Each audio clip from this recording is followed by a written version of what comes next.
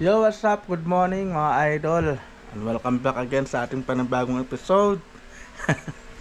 At kitatapos lang natin naligo at nagbihis, no? Dahil papunta tayo ng bayan. So, magra-rides ulit tayo. At kumusta naman kayong lahat mga idol? Alright. So, gagamitin pala natin ngayon si Red na pula. Siya ulit yung gagamitin natin. So, ganun talaga yung gamit ni Red na pula. Halos araw-araw na ginagamit sa ang tawag dito sa negosyo. Pero ang pupuntahan kasi natin doon sa bayan, bibili tayo ng mga school supplies na kakailanganin kasi maraming mga estudyante na naghahanap ng mga katulad ng mga folder, yung pushpen, at yung mga kung ano-ano pang mga kailangan nila sa school. So, yun ang pupuntahan natin ngayon sa bayan ng mga idol. Sana nga ay mayroon. Alright mga idol, no? So, kita kasi tayo sa daan. At ang oras pala natin 8:30. So, papalis na rin tayo mga idol. So, kita kasi tayo sa daan mga idol, no?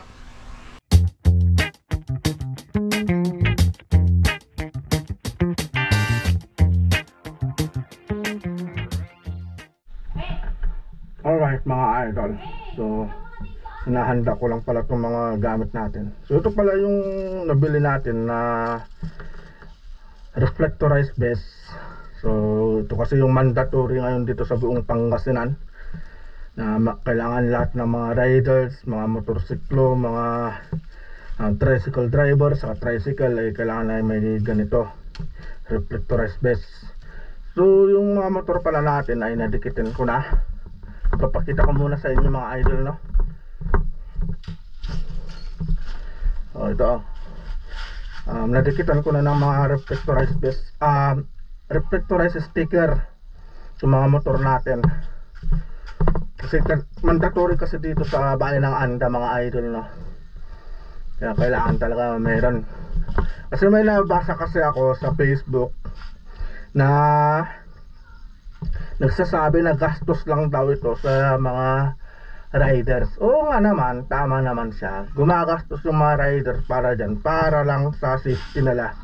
Pero siyempre, kailangan nating sumunod sa mandatory o sa protocol ng mga nasa, anong tawag dito, nasa gobyerno. Kasi para din naman sa kaligtasan ng mga riders niyan. So ano ba yung naitutulong nito? Itong mga reflectorized stickers saka reflectorized vest.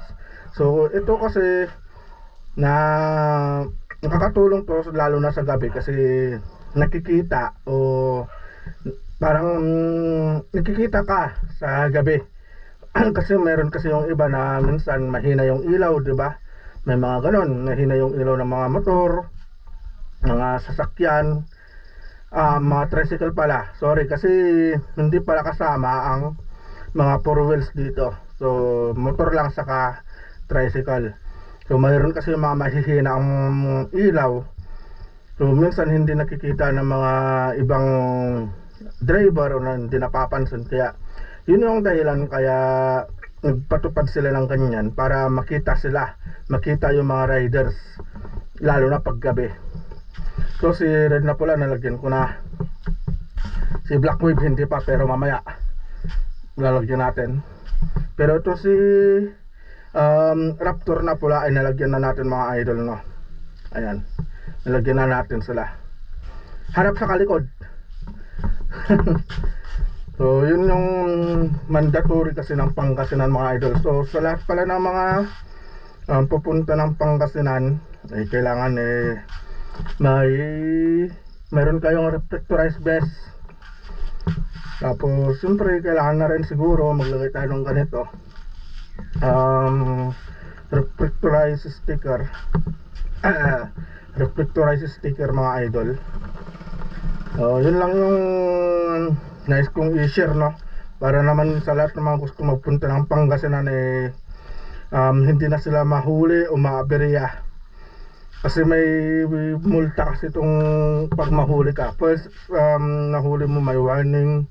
Second, 500 yata yung babayaran. Second, hindi ako sure, pero 2,000 yata. Tapos pangatlo, yung pangatlo o pang-apat is nasa 5,000 yata yung multa. Diba? Alright mga idol, no? So papalis na rin tayo. So kita-kits tayo mamaya sa daan mga idol.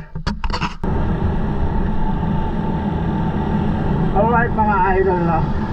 So kanina pala nasabi ko kanina yung about sa reflectorized vest, no? So mandatory kasi yun dito sa Pangasinan. So mag-start pala yung pagsusot ng reflectorized vest magsimula sa alas 6 ng gabi hanggang sa alas 6 ng umaga. So nagsimula pala yan noong August 15 na pinatupad nila dito sa lalawigan ng Pangasinan. So natatawa lang kasi ako sa mga comment na minsan nababasa ko, no? Kasi sabi nila gastos na naman daw ng mga motorista, pero hindi kasi nila naiisip yung malaking tulong ng reflectorized vest na yan. Kasi pag sa gabi, gaya ng sabi ko, nakikita kasi nila yung sa mga driver, nakikita nila yung nagre-reflect na mga ilaw na suot ng mga driver, no? At isa yan sa mga anong tawag dito, isa yan sa mga dahilan para maiwasan din yung aksidente. Kasi sa dami ba naman ng mga na-aksidente na mga motor, mga idol, no? Kaya gumawa sila ng paraan, gumawa sila ng mandatory na magsuot ng reflectorized vest para sa ikakabuti, para sa safety ng mga riders at sa mga anong tawag dito, sa mga namamasada, sa mga nagsa-tricycle, di ba? So napakaganda ng pinatupad nilang yan mga idol. So sang-ayon talaga ako sa pinatupad nilang yan.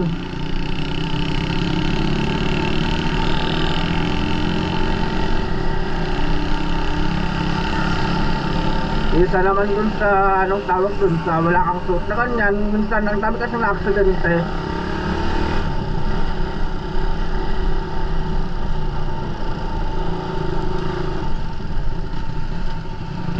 Buong Pangasinan pala yan mga idol, no? Buong lalawigan ng Pangasinan. Kaya sa lahat pala ng mga gusto magpunta dito sa Pangasinan, yun na yung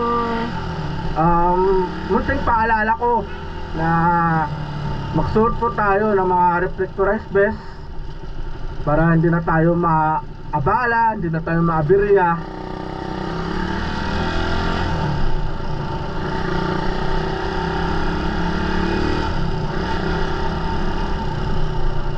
At isa pa mga idol, no, sa bawat anong tawag dito, kagaya dito sa Anda, pagpasok mo pa lang dito sa bayan ng Anda, may checkpoint na kasi dyan sa may bandang Patubig. Kaya dun pa lang mahaharang na kayo kung wala kayong suot na reflectorized vest.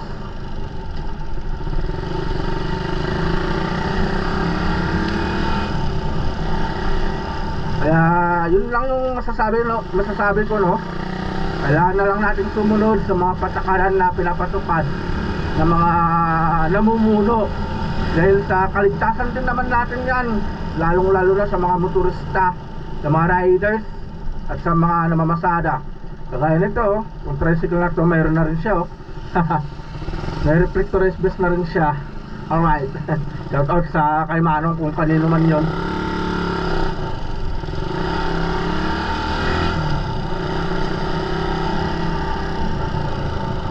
Alright mga idol, na so nandito na pala tayo sa anong tawag dito, sa Joy Mini Grocery.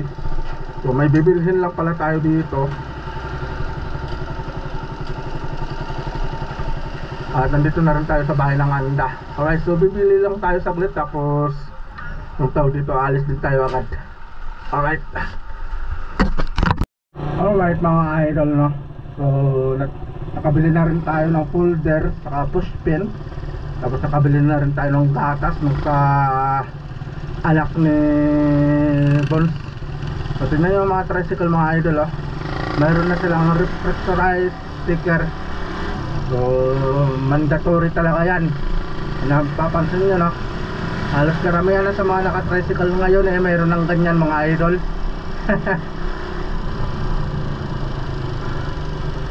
Alright, so kukuha lang tayo ngayon ng pang ulam natin na frozen, yung kusino. Alright.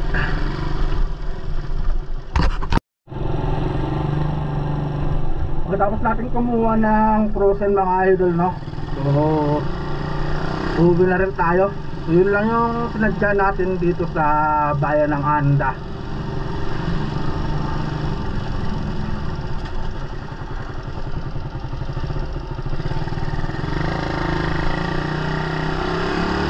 Alright, magbibili lang tayo ng frozen na pang-ulam namin sa tanghalian.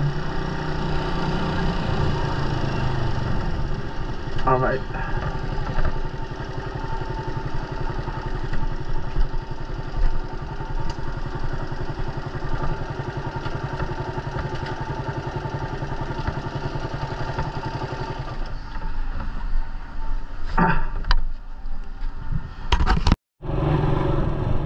Alright mga idol, no. So natapos din tayo sa lahat ng mga pinamili natin. Papauwi na rin tayo mga idol. So ang oras pala natin, wala, nakuburan. So 9:45.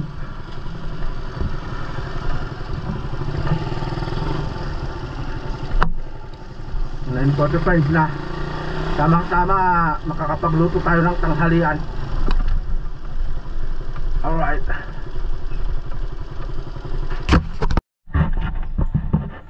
Alright mga idol, no. So tumaya kasi tayo ng luto.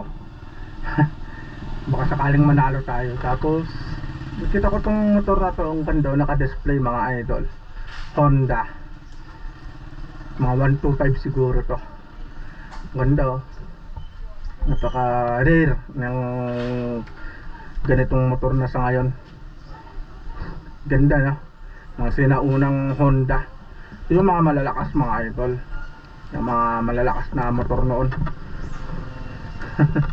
Ganda, no? Alright. Sarap sigurong i-drive yan, no? Yung kanto, buo pa rin yung makina, buo pa rin yung kaha.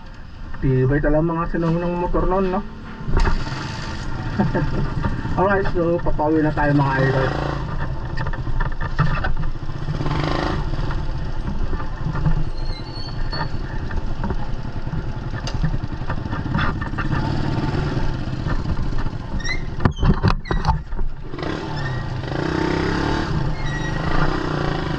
Hindi nag-signal si idol, ah.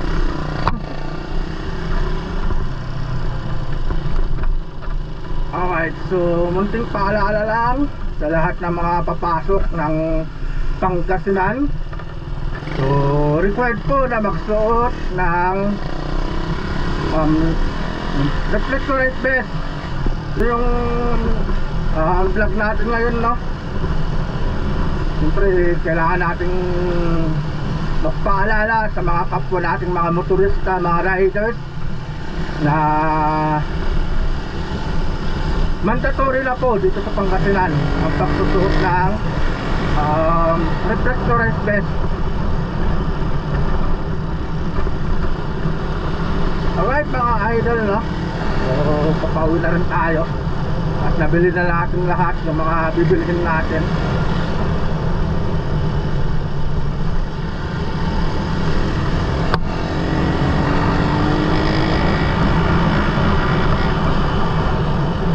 Oh no, tatay naman. Minitian pa ako eh.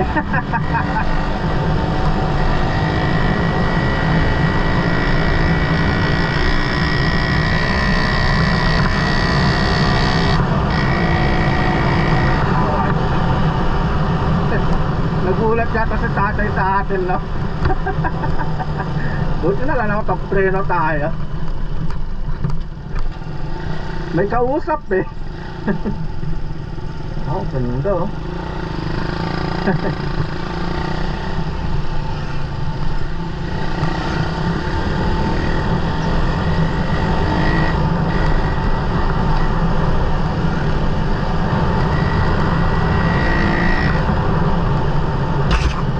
Alright mga idol, no? So, tapos din lahat yung mga kailangan nating bilhin. At nasabi ko na rin yung paalala natin para sa mga gustong nagpunta ng Pangasinan. Alright. So dito na siguro matatapos yung vlog natin mga idol, no? Ingat po tayo lahat and God bless po. So see you po sa next na vlog natin mga idol.